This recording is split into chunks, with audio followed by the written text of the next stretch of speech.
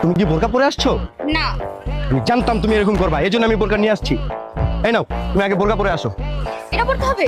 হ্যাঁ, আমি চিন্তা করছি বেপর্দা নারীর দিকে আমি রমজান মাসে তাকাবো না। ওকে, তুমি দাঁড়াও, আসতেছি। আসসালামু আলাইকুম। ওয়ালাইকুম আসসালাম। এখন ঠিক আছে? মাশাআল্লাহ মাশাআল্লাহ, আলহামদুলিল্লাহ, তোমার অনেক সুন্দর লাগতেছে জান।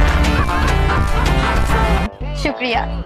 কিন্তু জান, এখানে না চারিদিকে বেপর্দা নারী, বেগানা নারী, বুঝছো? আমি না শপথ করছি কোনো বেপর্দা বেগানা নারীর দিকে তাকাবো না। চলো আমরা একটা রেস্টুরেন্টে যেয়ে বসি, যেখানে আমরা একটা হালাল ইফতার ডেট করবো। চলো ঠিক আছে, চলো। উঠে যাও। মামা একটু আস্তে আস্তে যাও। হ্যাঁ আস্তে আস্তে যাবে মানে? তুমি যাবে না? হ্যাঁ জান, আমি যাবো তো, আমি তো আরেক রিক্সায় যাবো। মানে আরেক রিকশায় কেন? জান তুমি বুঝো নাই, আমরা তো আসছি হালাল ডেটে। যদি পাশাপাশি দুজন এক রিক্সায় বসে যাই, ভাইয়ের সাথে গা লাগবে না, রোজাটা হালকা হয়ে যাবে না, আমাদের ডেটটা যেন হালাল হয়, এই চিন্তা করেই তো আমি দুইটা রিক্সা নিলাম। তুমি এক রিক্সায় যাবা, আমি আরেক রিক্সা